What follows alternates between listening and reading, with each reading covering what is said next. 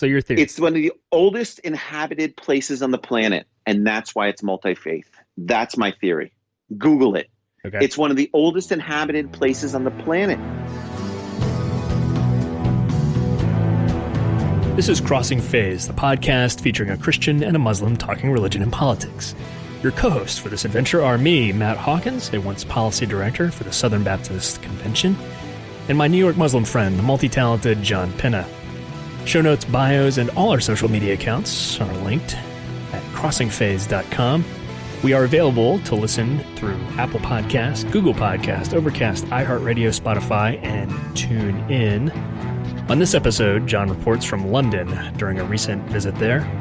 This trip was following his trip to Kurdistan, during which he and others were conducting site visits for the sake of humanitarian responses. This was following the withdrawal of U.S. troops from Syria. Please pardon the delay in this getting posted. The fault is mine due to travel and some academic commitments, but we have some great episodes lined up and recording waiting to roll out in the coming weeks. Minor caveat about this episode. Please, fans of Downton Abbey, apologize for our brief rabbit trail that rails against the UK House of Lords. We get past it, I promise, and once we get past that, we glean some fascinating insights into the multi-faith collaboration in Kurdistan. Here now is Crossing Phase. Hey, John, so how's London? Here's the problem, is that it's like a Charles Dickens novel. I always feel like they're faking their accents. That's number one. All right? I don't feel like it's genuine. That's number one. Number two is, as the highest evolution of Brit, you know, a New Yorker, original 13 colonies, I have such contempt for the House of Lords. I just don't understand it. And as someone who's about with international religious freedom and all this stuff about rights and everything else that you and I do, how can you be a democracy and then have a hereditary body that is it's a governance? It just makes no sense to me, you know. And so when I was doing, I was in Afghanistan 2012. And it was my job, right, to go to all the different provinces when the PRT, the provincial reconstruction teams, and the provincial councils and USAID were at a stalemate. I would go in and I would negotiate, a path forward. So I would go to Kunduz and Parwan and Kandahar and Jabad, Jalalabad and Herat and Mazar. We'd had the circuit.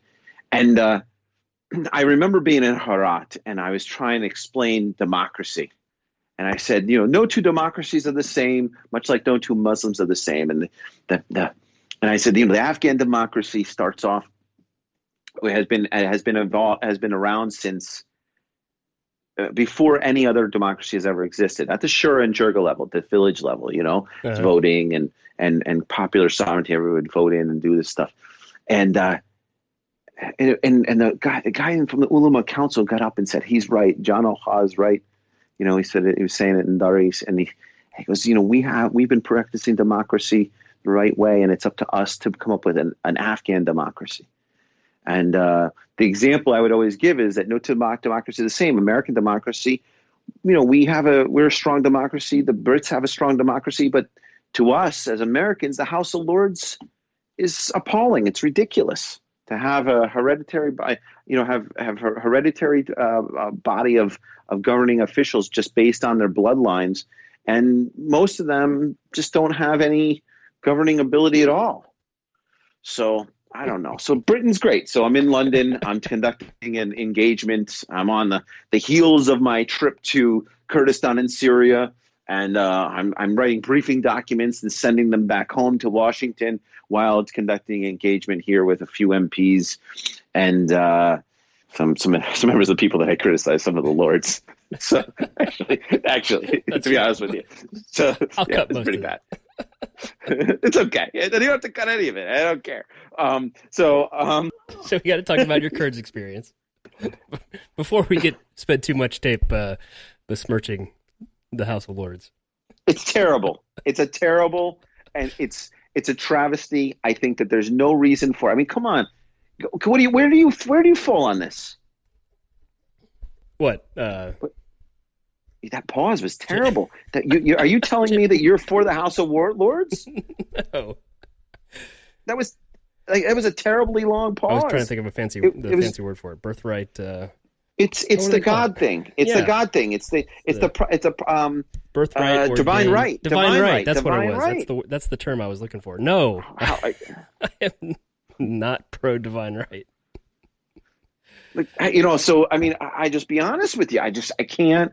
I can't get my head around how the House of Lords, and they call it the House of Lords, the House of Commons.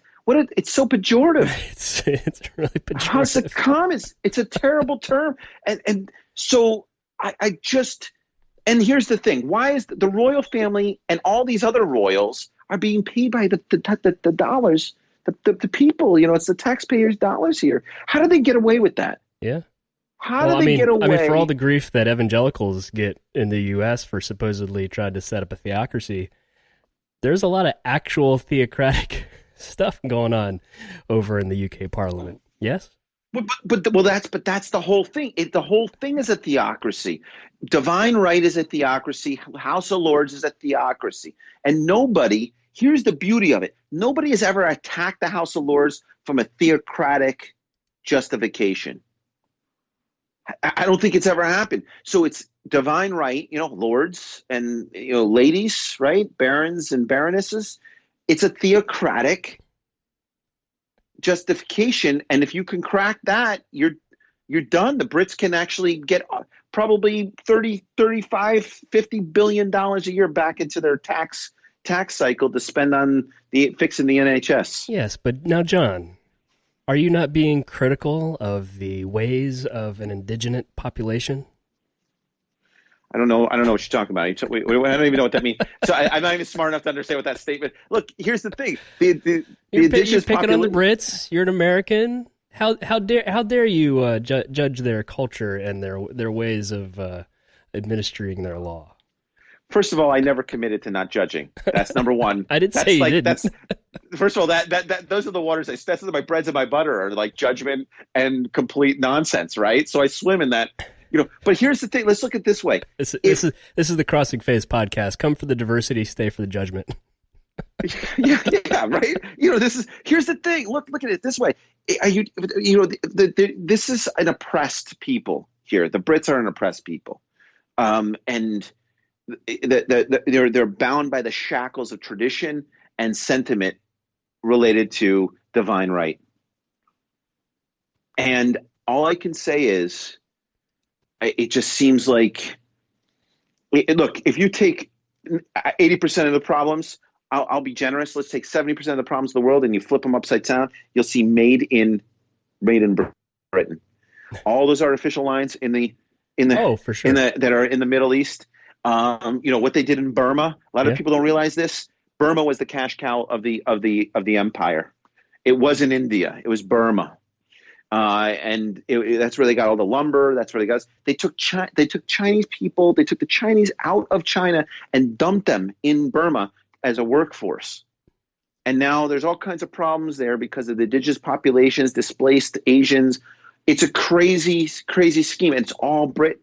Hong Kong right now, protest. That's Britain. Syria, Britain. It doesn't matter. Iraq, Britain. Yeah. It doesn't matter what you think. It's so, and it's only because their empire, which only lasted 100 years. I just want to make sure I say that. It crossed over into the modern era, which is why it caused all these problems. So, but it's divine right. It's great if you're born with royal blood, but if you're everybody else. So I don't know. I have a hard time with it, but it's a really great. The theocratic question. It's a great gig if you can get it. Yeah. So, I mean, I gotta figure you were part of the early parts of America. I gotta figure you were part of one of these lords that wanted to break away and have his own business in the United States. I gotta figure you're probably related to some, I think I am to my knowledge, I am of Welsh and Scottish descent. The most clear part of our lineage was a Scottish family that moved over. Here comes the Wilsons. So do you know? Oh, you know the clan. Yeah, So you know it's the Wilson clan. Oh, I can't now. Now, see, this is what happened. Now you're going to tell me. We talked about this before. This is my my distant ancestors who, one of whom at least was is buried up near where your parents live, near Poughkeepsie in the Hudson Valley. Yeah, I know, and I'm still trying to find that grave. I told you the peacock. Yeah, distracted me. The peacock ice cream. Okay, so it's a whole nother. Okay, we can't. But we're not going to go down that line. I'm blissfully ignorant of the extent to which my Euro-Anglo ancestry was attached to divine right stuff. Well, what you got to do is go up to. You got to take a trip up to Edinburgh, and in the Edinburgh Castle, there's a room, and they do a really great history of the Scottish people. Yeah, and I'd love to. I studied some David Hume. I'd love to go to Edinburgh. And then they have. I did a lot of business up there, yeah. And some ex-business partners of mine are Scottish. Anyways, they have this thing where you can go and they have the history right there and they can print it out. Cool. Like they do the clan. You tell them your name and they do the whole clan. I'll need to look it up. So while we're doing this, who's going to fund our paid? Who's going to fund our trip to Scotland to check out Matt's lineage? The University of Edinburgh. We're going to do a radio show up there. Yeah, we could do. This could be like a multi-episode series. We could go to Scotland and the UK to follow my ancestry, and we could go to Afghanistan and follow yours. This would be like multiple episodes. That would be fun. Yep, and we can post up the Wilson clan crest. I just sent it to you. I just sent it to you. I hope it's cool looking. It's they're all lions in the UK. Everybody has a lion. No one has the goat. No one has an eagle. Everybody has a lion in their family crest. It's a red lion surrounded by a belt. Yeah, I don't know what. Yeah, I'm gonna have to. Yeah, surrounded by a belt, and it says, and I don't know what the clan. So it's the a demi lion, and then it's always watchful. Is what that Latin is. Yeah. Yeah, that's not a bad. I hadn't even looked this up. Come on, you're telling me I'm the guy who's schooling you on your clan history? I'm saying I had only gone back so far to date. I don't know. This is the real deal. I'm still learning about the American side of things. I hadn't gone back. Born in Paisley, so that's why you like those little amoebas, right? Amoeba patterns. Do you like amoebas? Born in Paisley, yeah. Became a weaver. Satirical verses, directed the blah blah blah. Well, okay. All right. Well, look at this. This is American, ornithology. This is a maternal ancestor of Ronald Reagan. You're an ancestor of Ronald Reagan, the 40th president. That's what it says right here. Sweet fancy Mo. This is terrible. I wish I never looked at this. Look this up. This is gonna go right to your head. Alrighty. So we've talked lineage. What a rabbit trail. But you, sir, are in London. And what exactly have you been doing in London? Last we spoke, you were in Kurdistan and hanging out with a Greek Orthodox priest, and you were checking out the landscape of what is happening after the U.S. withdrawal of a meager body of troops from Syria. And, right. Humanitarian crisis. Humanitarian crisis sparks. What's your read on the situation now, and what have you been learning while in London? I mean, the long and short of it, maybe the short of it is that there was no ceasefire. There was still hard fighting. The ground war continued. And there was the only thing that the ceasefire did was stop airstrikes on positions, on select positions. I was reading some articles about the refugees. When I was in country, the numbers were 300,000. That were heading towards the border. A tremendous, humanitarian crisis. And then, so I was there for multiple reasons, but one of the reasons was to conduct a site assessment, and then to assist with some humanitarian efforts, and then do some government engagement, which we did. Spent some time with some of the ministers and had some thoughtful conversations. The consideration is that they're so pro-American, but don't understand the decision. And then from there, I mean, this is, personal view is that, we just opened the door for Russia and Turkey to reestablish themselves as regional powers there, and I think that it's a tremendous deviation from our status in the region with a core ally that's a solid fighter for us. There's no question that the Kurds.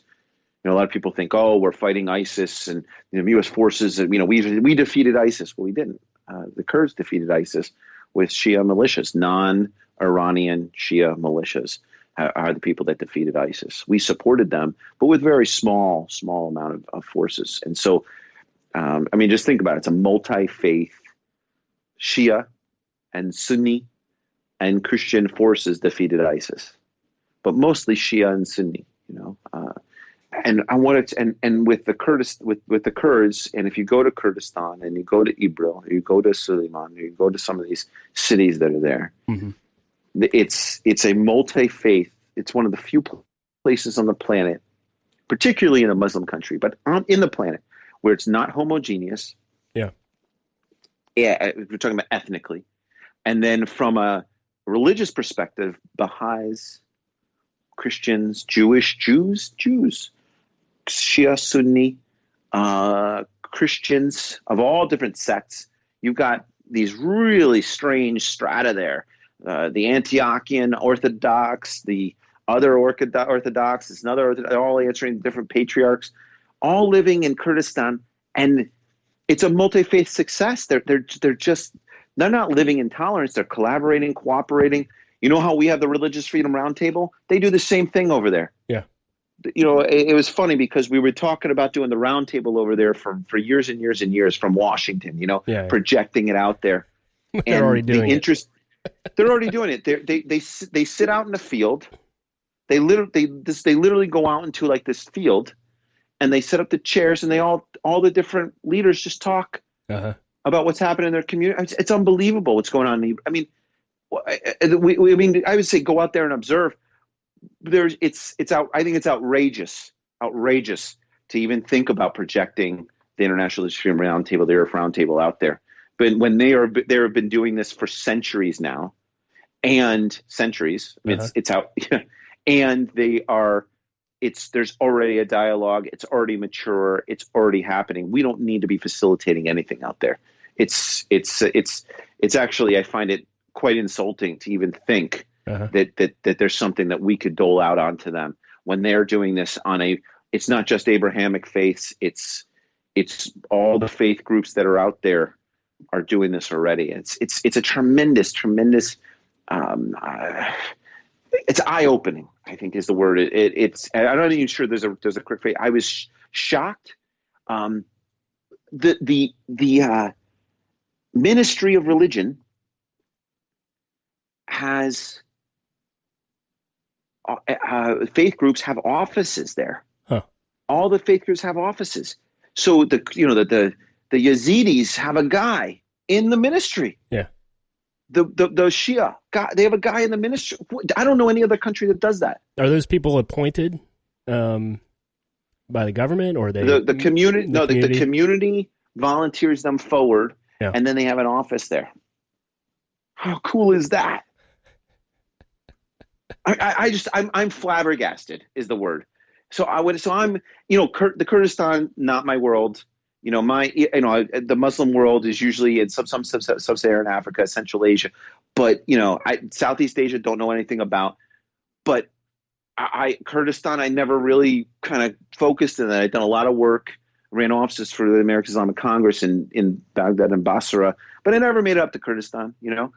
I'll be honest with you, I'm out there and I'm shocked, just completely blown. And they weren't putting on a show. It wasn't like, John's here, so let's put on a good show. No, I went to the Antiochians. I went to their church, and they're like, no, we're good here. Yeah, worry about Baghdad. They were like, worry about them down there. They were like, we're good. I went to the Armenian quarter. They're like, no, everything's great. Yeah. They're like, we have a place in the ministry. So from a multi-faith perspective, I think this is a really great example. And not only that, it needs to be preserved. They're under siege on all sides. Right. There's a word for that. It's called surrounded. They got the Iranians to the north. Right. They got the Syria to the west. They got the bad boys in the southern Iraq to the south.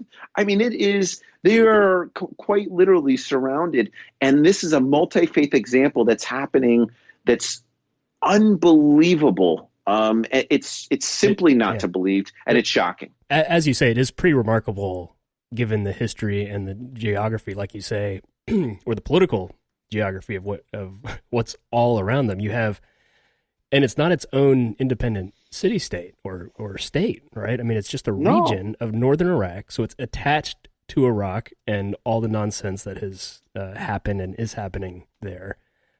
You've got Syria and all its mess to the west, and you've got Iran to the east, you've got Turkey to the north, and yet you have this place that left unto itself without the incursion of aggressive, hostile forces is pretty copacetic.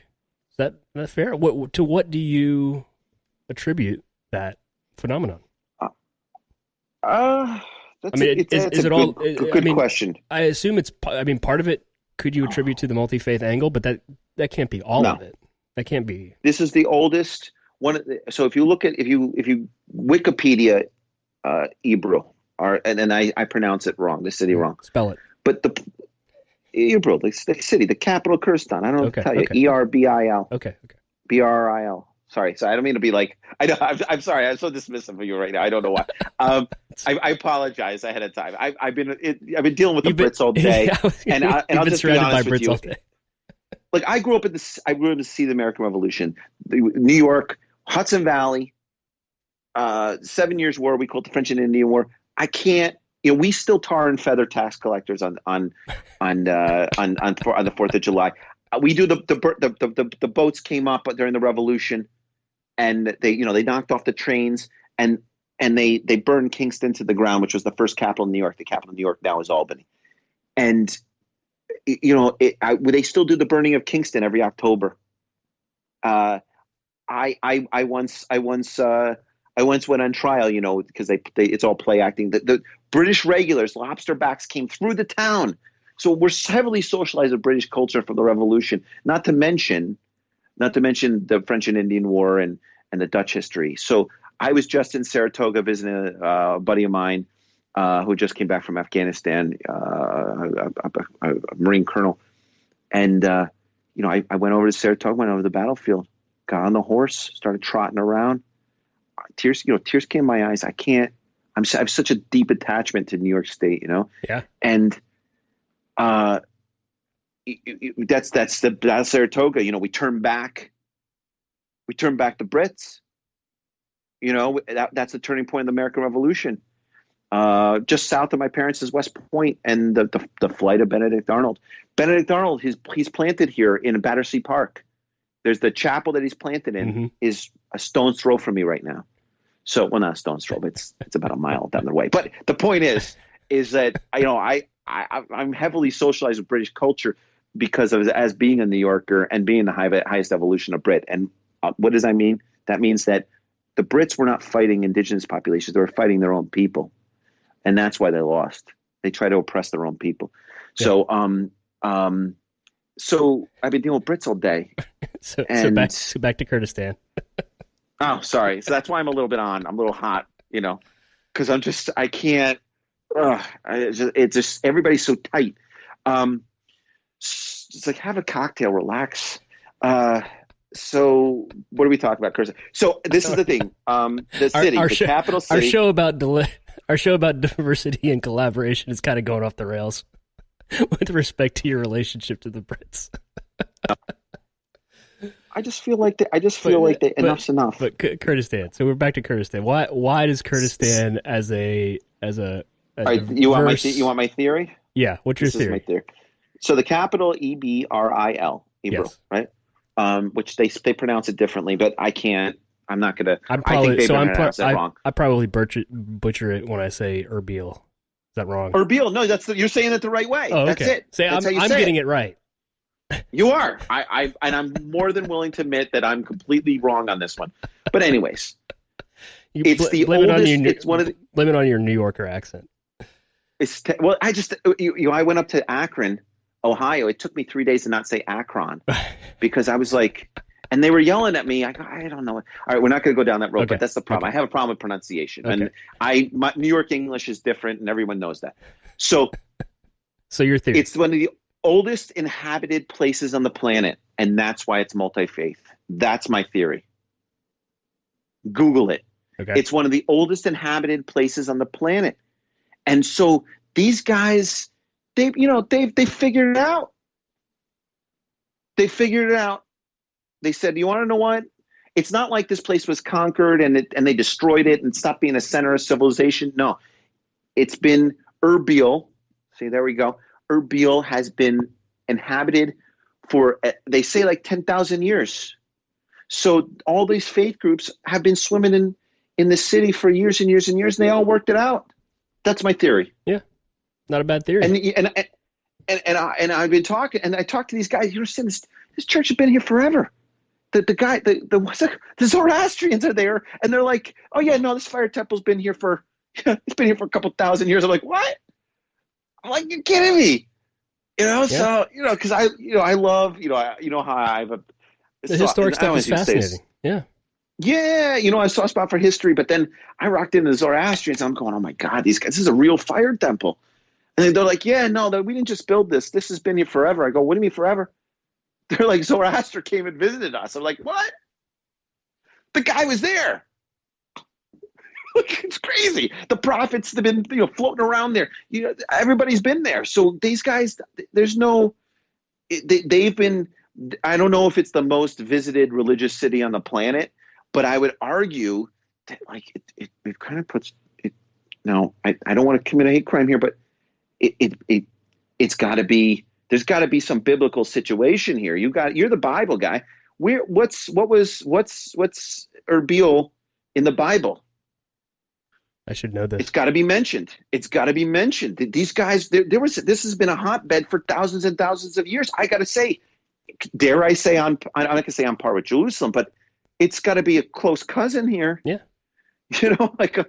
So what's someone needs to do a study that's smarter than me. We need to get a nerd. Well, no, I mean, this is an expert. That whole region is the birthplace of Christianity. It's the Tigris Euphrates. Yeah. It's that whole business with the river. Yeah. I'm not that I. Well, one of the most fascinating moments that I had in DC, because it's an international town and because we're engaging on these international religious freedom issues, I remember distinctly when we met with some folks from this region who were in DC, and they were traveling, and he introduced himself as having been a follower from the ministry of Jonah. Why? Oh yeah, because it's Nineveh. It's literally the Nineveh plain. Oh, and yeah, and so I met a believer who traces his spiritual lineage to Jonah. For crying out loud. Yeah. It's remarkable. And these regions... That's not exceptional. Either. It's an exceptional experience for an American white guy like me. No. I'm in your camp. I'm soaking in this sort of is it metaphysical? No, I'm soaking in like multi-faith, in like multi-faith goodness. And it's really crazy. I can't, the same thing happened. It was the same. This guy says to me, he's this, and they're traced their back to this guy. I go, how is that possible? Yeah. I go, how are you? I was they were talking about James. I go, James, you're talking about James, the guy who got his head cut off because he tried to. Yeah, okay. I go, how are you guys doing that? I mean, it was it was eye-opening. It was profound.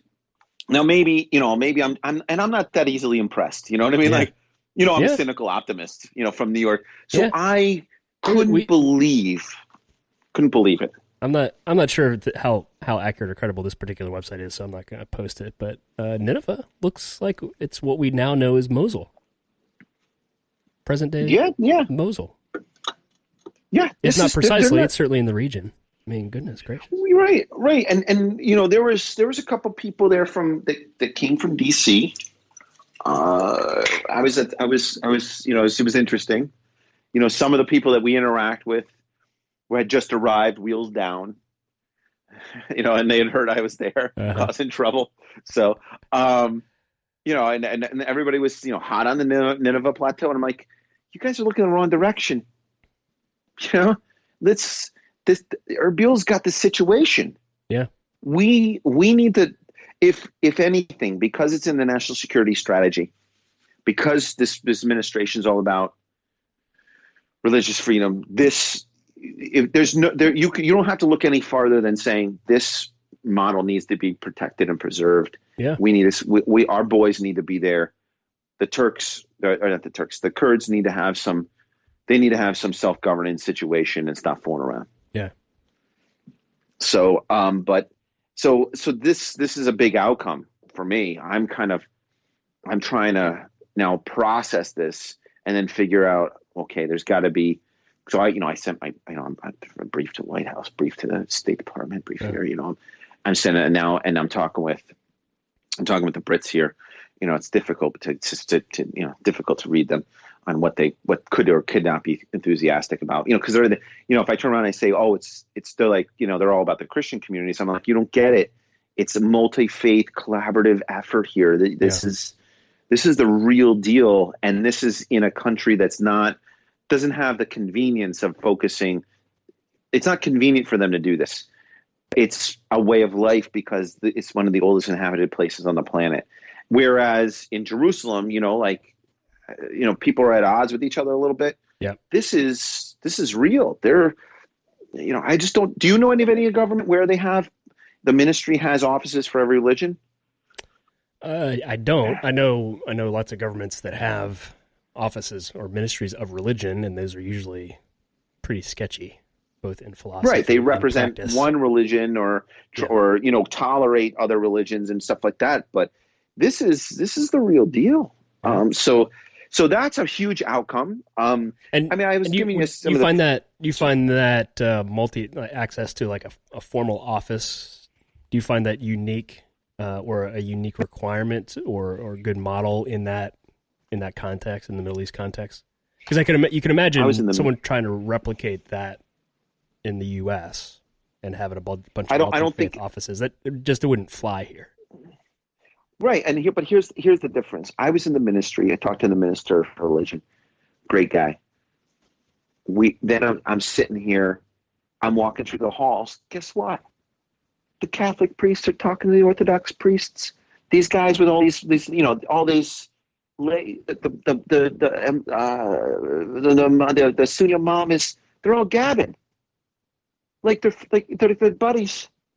It wasn't like everybody was in their offices and they just had a pile of papers and they were no, they were. It was fun. I just ran into a couple of guys. We started talking. I go, what?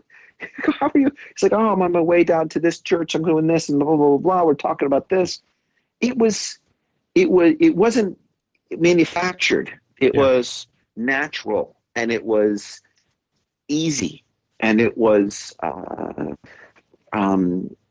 conversational. There was a continual way of them hanging out and discussing things. He goes, so what are you guys discussing? They're like, oh, one of our churches, we're trying to figure out how we share resources with this one to that one, and our parishioners are down in this one, so we're thinking about that. We live in an integrated community with Muslims, so we talk regularly about these issues within the social service issues. Yeah, I was like, what? it was I walked out scratching my head, going, how come nobody knows about this? Because the UAE gets all kinds of press because they're doing this Abrahamic thing, uh-huh. and they're doing they just appointed a rabbi of the UAE, Rabbi Sarna. And I'm not devaluing anything that the UAE is doing, because it is profound for a bunch of Wahhabis to do something, right? Right. So that's something. I mean, it is. I mean, they, don't ask them about how they treat Shia, because the answer is not what you would like to hear. Right. But they are taking tremendous steps in the UAE. And to do wonderful things for Abrahamic faiths in particular. Internally, the intra-faith stuff like Sunni Shia, that needs a lot of work. But they should get credit for what they're doing. And I would urge them to give me a call or somebody so that they could start, so at least they can show some attention to the Shia community, and in a positive way. Yeah, that's something. But these guys are doing it with all their faiths. The Jewish community is flourishing, flourishing, and it's been flourishing for centuries. It's an old Jewish community that goes all the way back. It's not like with the UAE, where the UAE got rid of them all, and then all of a sudden now they're bringing them back. No, this is different. The community has been there for forever. The Christian community has been there forever. These guys have been here forever, and it's hard to believe. I don't know. That's the word. That's the phrase. I sat after one night just sitting there, and I was just staring at the wall. And some of my buddies there that were deploying out for humanitarian work, we were doing stuff. And he's like, what's going on with you? I go, I just can't believe that this has been here, and everybody's been concentrating on the Nineveh Plateau because of the Christian thing. And I'm like, it's the wrong game. This is the game, and so that's one outcome. I mean, we know about the ceasefire. I have firsthand knowledge of that. I can say that the ceasefire was just the air war was put on hold toward specific targets, but the ground war continued, artillery continued, and the ground assault proceeded at pace. I can say that. The tremendous toll from a humanitarian perspective is just outrageous. Yeah. I think, like I said, about 300,000 refugees and IDPs. The ISIS camps they broke out of the ISIS camps, the ISIS guys. So they're now floating around. The invasion compromised the detention of ISIS fighters that the Kurds were guarding.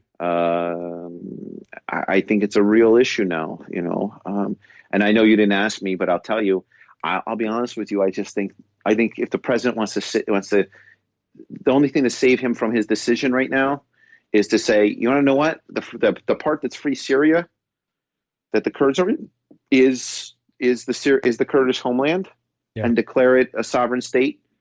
And recognize it, and get the Chinese, the Japanese, a bunch of other people to recognize it, and then have them fight for their homeland. Yeah. And that puts Russia on notice. That puts the Turks on notice, and it keeps them unbalanced. And then we can just dump a whole bunch of arms in there and have them fight for their freedom. And then we work on the constitution with Iraq to have them figure out what happens with. Kurdistan as it stands right now. What would Greater Iraq think about Kurdistan splitting off and being its own independent country? What's the vibe there? The problem, because clearly there are reasons why it's not yet its own independent thing. Well, here's the reason. There's a couple of reasons, but when I know all my neocon fans will scratch their heads and be like, rub their foreheads and go, God, don't say it, John. So this is what happened after the Iraq War. The Shia South, so the composition is Shia South, Sunni Middle, Kurd North, right? So the Shia and the Kurds came up with this plan, and they said, we're going to do this, we're going to write this constitution, and we're going to create these areas and have them semi-autonomous. The problem with the federalist system in Iraq, and this is really simple, broad strokes, is that it doesn't have a strong judiciary, weak judiciary. Yeah. So the problem is you can't change the Constitution. Essentially, that's the issue. So even if you wanted to change something for the betterment of governance, you can't because the judicial is not strong. So whatever was put in place is now it stands and can't be changed unless you decide to viciously rearrange the governmental governance documents. So it's very difficult for Kurdistan to break away. Now, I've never been a fan of it. I'll be honest with you. I've never heard a really good argument for Kurdistan to break away, for the Kurds to break away. The territory that is claimed to be Kurdistan goes all the way up to Armenia. Is Armenia? Is that right? It takes a huge chunk of Turkey. It takes a huge chunk of Syria. It takes a huge chunk of Iraq and a huge chunk of the Stans to the north, right? Yeah. So it goes all the way up. So it's a huge mass of land. And so I've seen some Greater Kurdistan things that are just too big. It's not possible.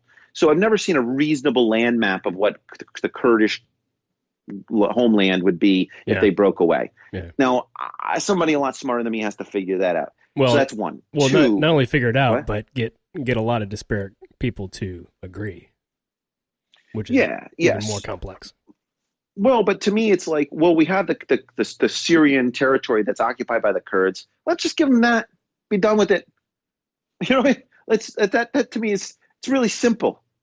You know, they got the Turks to the north. He goes, it done. You know, and no one likes Assad anyway, so who cares? You know, so it seems really reasonable. We want to burn him anyways, so let's just burn him on that real estate, and the Russians will get nervous, the Turks will get nervous, and those guys are our allies. And now then the decision that Trump made makes sense, right? And then we could figure out what happens. We can come up with a 10 or 20-year plan to absorb, you know, the Kurdistan as it stands now into that landmass, and that's the Kurdish homeland. That sounds reasonable to me. Yeah. Now, I'm not smart enough to know if that's going to, you know, everybody's going to freak out, but that sounds really, really reasonable. So, so that's what I think should happen. So that's one. You know, the Constitution, like I said, the Iraqi Constitution, it's just it's very, very troublesome, and so I think there needs to be some radical decisions that are made, and the Iraqis just need to suck it up. You know, and they've been troublemakers for us, for a long time now. So I think that you know, the Iraqi, you can always tell when a country wants to move towards self-governance. Yeah, they start a banking system.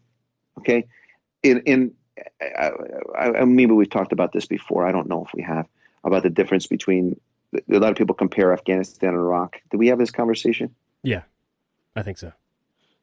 So the reality is that they didn't start a banking system, the Iraqis. Everything's cash there. And Afghanistan had a lot of less resources, no access to warm water, to a port, no infrastructure, no education system. And they got 100 times less resources than Iraq. Yeah. And they're self-governing. They have a banking system, flourishing banking system that has its problems, but it's internationally regulated. Yeah. And you could transfer money back and forth. You can't do that in Iraq. They didn't want to start a banking system because they want everything to stay on cash basis. They want to keep international development funds coming, and they don't want to get their act together. So it's, you know, and they had all these assets that they squandered, you know, like I said, infrastructure, educated class, and so forth.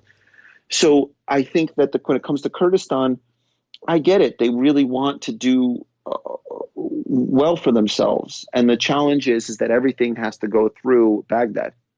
So everything goes through Baghdad right now. Yeah.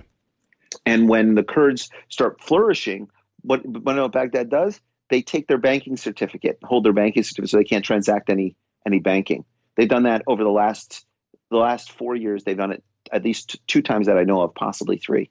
So then as their economy grows, they pull their banking certificate, so they can't transact any international banking from their treasury, and then they're frozen in time for 6 months until they decide to open it up again.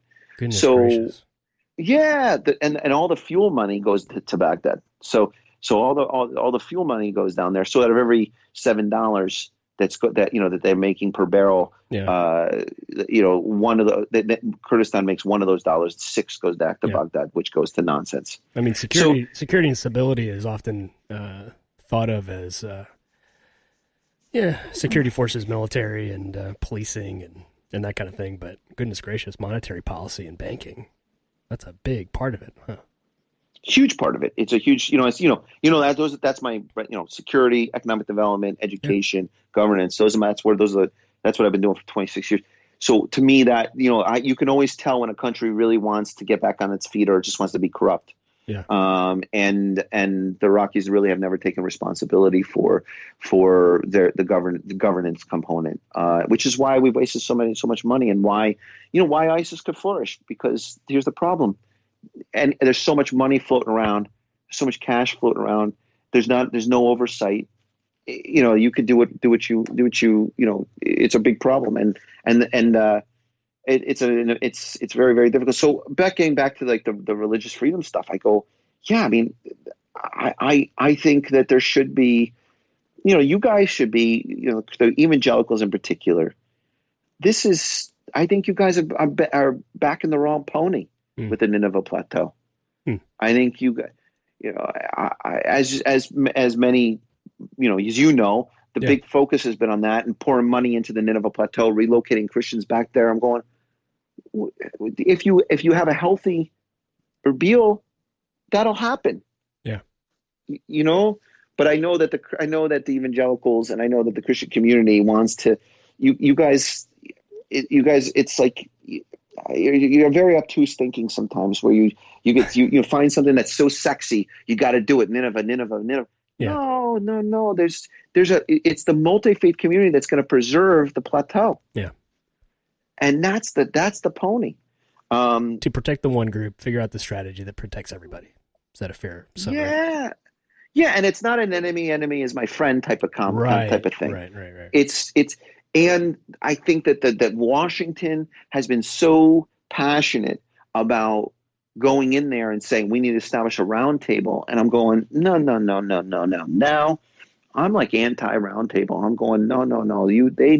If you go to them for advice, and there's no way we're going in there to tell them how to conduct multi-faith engagement. It's ludicrous. So, and I can honestly say if somebody's been doing this for professionally 11 years, and I've been doing it, personally for my entire career, I was to sit there and talk with Zoroastrians and Christians and the Muslims, different Muslim communities and stuff like, where they were as gregarious and engaging as I am. I've never seen that. I'm always the guy that hugs the imam, shakes hands, puts my hand over here, says, let's grab a cup of coffee together. All of them were much more engaging than I am, which is a huge statement, as you well know. Yeah. I was shocked to see them embrace me, be touchy-feely, not to be sort of rigid, to talk very openly and friendly about other faith groups. Oh yeah, no, I know what's his name. He's over there at the church. He's doing. It was amazing, and it's not America. It's in the middle of Iraq, bordering Iran. Like I can't. The Turks are invading. The Russians are knocking on the door. So I don't know. I don't know if this is interesting. What do you think? I mean, think it is. I think it's interesting. I mean, for somebody like me to be shocked, not that I'm to know everything, but in the multi-faith space, I'm coming back here and I'm giving this, I'm writing up like sort of formal briefs, concept notes on what's going on. And the word that I keep repeating is, or the phrase that I keep repeating is, it's a profound example of the embodiment of the statement that's outlined in that's outlined in the national security strategy. It's I don't even know if we're doing it with success in the United States, because we're so big, you know what I mean? Yeah. We don't have the we don't have all the warring and conflict and post-conflict. We don't have that. Yeah. Well, to have a flourishing community. We take it for granted, I think. The peaceful pluralist environment, we take it for granted, and frankly, we might be headed in the wrong direction because we've taken so much of it for granted, right? I mean, we're having trouble stimulating decent multi-faith collaboration at the local level in a lot of places, and a lot of people don't know someone of a different faith. A lot of evangelicals don't know a Muslim, and I bet you the same is true in reverse. Yeah. So we might be. I hope not, but I mean we've taken so much of the success of the American democratic project for granted that we've not. Maybe there's some muscles there that the Kurdistan multi-faith folks are exercising that we've forgotten about. I think that there's this is not a necessity breeds collaboration, cooperation. It's been part of their history for thousands of years. Yeah. I'm like I said, I'm still processing and digesting this to the point where I really have a very strange. I think that it's been mischaracterized by the people in Washington, and there's a guy who I deal with from the Kurdish government all the time. His name is Dasko, and you know him, Dasko Shawani, and he has been talking about this for a long time, and I'll just be honest with you, I didn't believe him.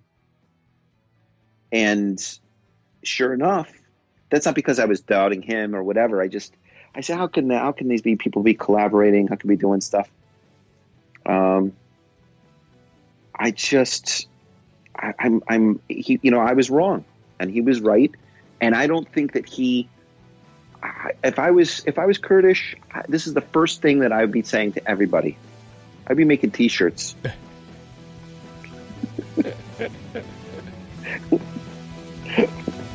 So.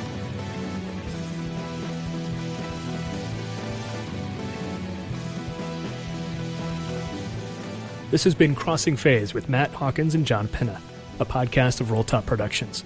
If you like what you hear and would like to help defray the cost of the show, consider sponsoring us on Patreon by visiting crossingfaiths.com. Crossing Faiths is available on all your favorite podcast outlets, including iTunes, Google Podcast, Overcast, iHeartRadio, Spotify, and TuneIn. We'd appreciate your review of our program, especially in the iTunes store. Let us know what you think of the show via Twitter @MTHawk, @JTPinna, or @CrossingFaiths. Music for this episode is courtesy Vajra, whose music is available at thevajratemple.com, Spotify, iTunes, and Amazon. Show notes for this episode and more are available at crossingfaiths.com.